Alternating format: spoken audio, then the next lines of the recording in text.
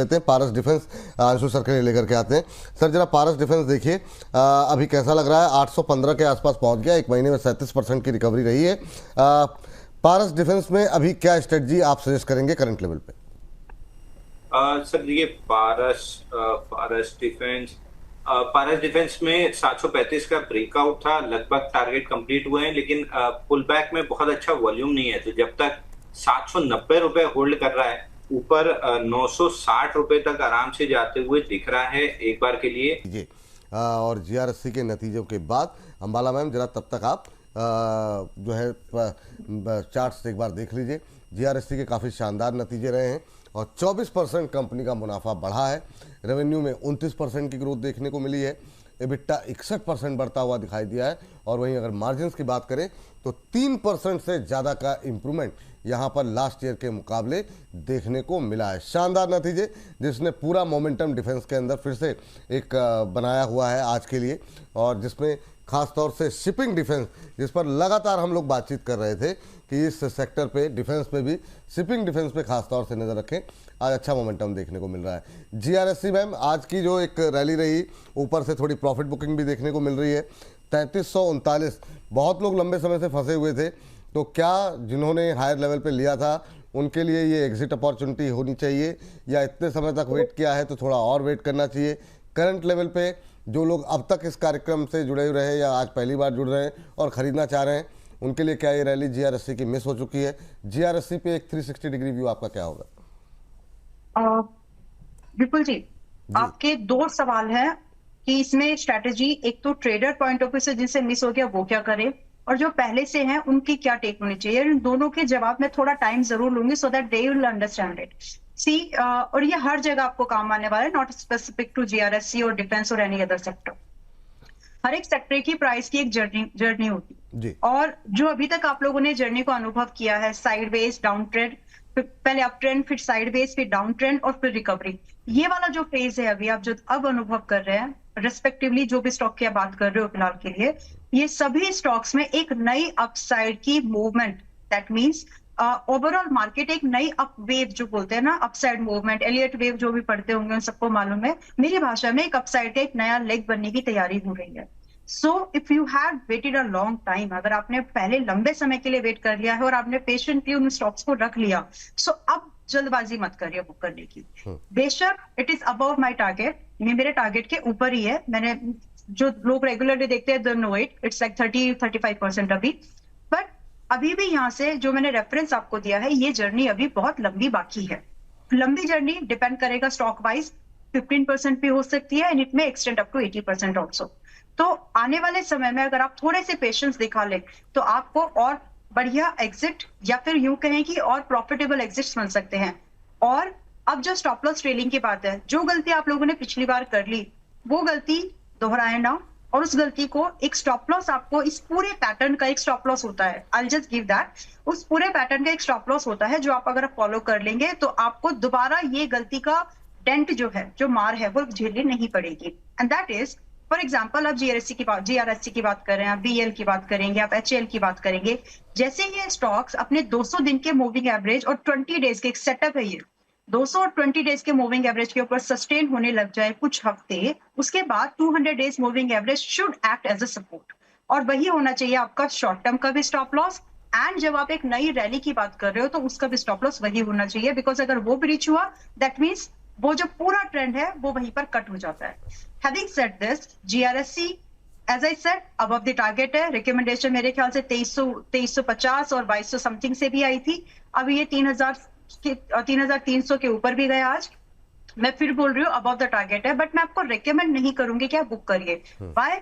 Because यहाँ से जो फर्दर टारगेट्स अभी भी बचे हुए हैं, as an investor you could see आने वाले समय में 3800, 4200 और 5000, ये टारगेट्स है जीआरएससी में। अब ये तीनों टारगेट के लिए जो समय है, अगला टारगेट जो हम 3800 समथिंग की बात करें, 3 से 4 महीने में आ जाना चाहिए। जो 4000 समथिंग की बात हो रही है वो आपका दिसंबर 2020 या इस साल में आ जाना चाहिए। और जब हम 5000 तक की बात कर रहे हैं तो वो 2 साल का समय आपको लग सकता है। अब जिन लोगों से ये रैली हो गई है मिस, जस्ट कंक्लूडिंग, अब जिन लोगों से ये रैली मिस हो गई है, if you are chasing this target, तो आपका स्टॉप लॉस प्राइस वाइज जो सेटअप अभी आपको दिया है उसके हिसाब से आपका स्टॉप लॉस आएगा 2300 पर।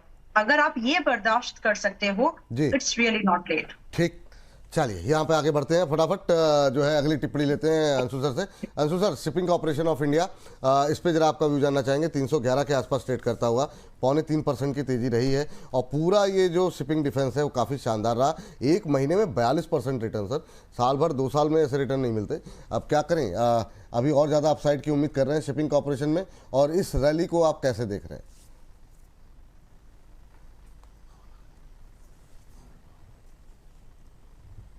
अंशु सर, आवाज आ रही है? सर बिल्कुल आ रही है। मैं चेक कर रहा था एक्चुअली एक्सेल को, मीडिया प्लेटफॉर्म्स पे बाई दिया हुआ है, कल भी बीटीएसटी दिया था, तो लोगों के पास, क्लाइंट्स के पास या दर्शकों के पास लॉन्ग हो सकता है। शिपिंग कॉर्पोरेशन में 426 डेज का एक अपनाइल पैटर्न ब्रेकआउट आया है 272 पे। इसका पहला टारगेट बनता है ऑर्डर ब्लॉक 322 जो कि ऑलमोस्ट टेस्टेड है।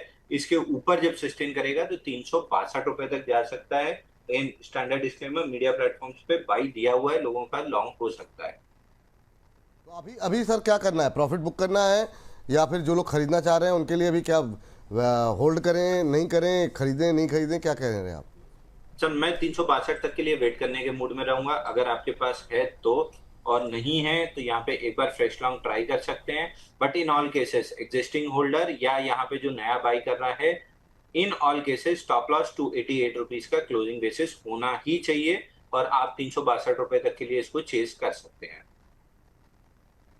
कॉर्पोरेशन पे ये राय निकल करके आती हुई, और शिपिंग कॉर्पोरेशन के बाद बढ़ते हैं अगले मझगांव की तरफ। मझगांव जरा आप देखिए सर, मझगांव कैसा लग रहा है अमित सर? यस विपुल जी, विपुल जी वैसे दो तीन दिन शो में नहीं थे, हम लोग आपको बहुत मिस किए।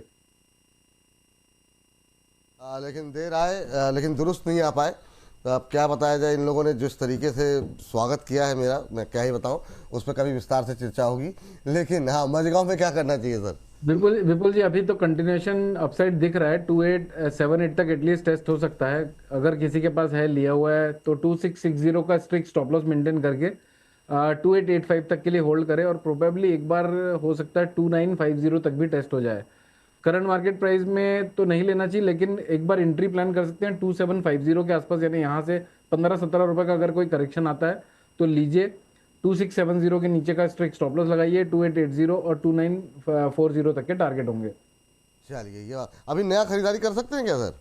कर सकते हैं सर, यहाँ से 2750-55 के आसपास, यानी 10-12 रुपए का करेक्शन मिले तो। बाय द वे, एक कॉल अपन ने लास्ट सेशन जब आपके साथ किया था तो मैंने रिलायंस इंडस्ट्री को बाय कहा था विपुल जी।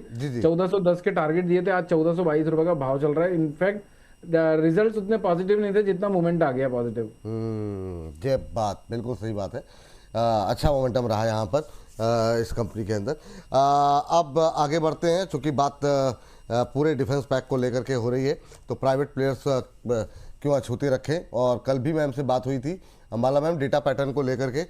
डेटा पैटर्न थोड़ा सा टिकट साइज का महंगा ज़रूर है, लेकिन अभी के लिए क्या व्यू रहेगा आपका? बाय एंड होल्ड है, कल भी शायद, हाँ, कल भी उससे पहले भी बाय ही दिया है, तो अभी भी व्यू बदला नहीं है। अगर आप कुछ ऐसे स्टॉक्स ढूंढ रहे हैं जो इस पूरी रैली में ज्यादा पार्टिसिपेट नहीं कर पाए, सो data pattern is one of it. तो आप इसको चेज कर सकते हैं, अभी भी इसको बाय करके जाना है, बिल्कुल जाइए, नो प्रॉब्लम।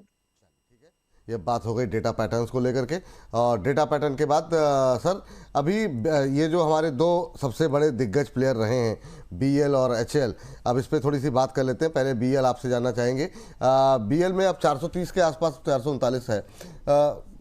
क्या अभी और नीचे आने का वेट करना चाहिए नई खरीदारी के लिए सर? अंशुल सर? बीएल मेरे को ब्रेकआउट फेल होते हुए दिख रहा है और लोअर हाई भी बना है 460 के आसपास।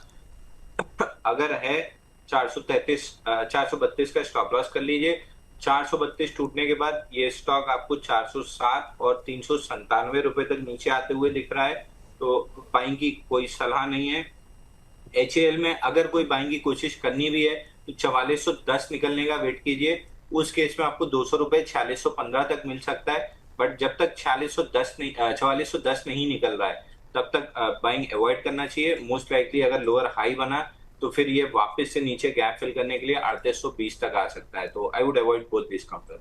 ठीक है सर, दोनों काउंटर ना सर, बीएल और एचएल? दोनों दोनों काउंटर को अवॉइड करने की सलाह यहाँ पर दी जा रही है। अब जरा आ जाते हैं अपोलो। चलिए, तो BEL हो गया, अब बचा हुआ है एक बड़ा stock Anshul sir, BDL। BDL पे देखिए सर, कुछ संभावनाएं हैं क्या, और क्या अभी भी यहाँ पे कोई मौका तलाशने की कोशिश की जानी चाहिए? तो BDL 1422 के ऊपर नहीं टिक पा रहा है, 2 बार विक बनाया है।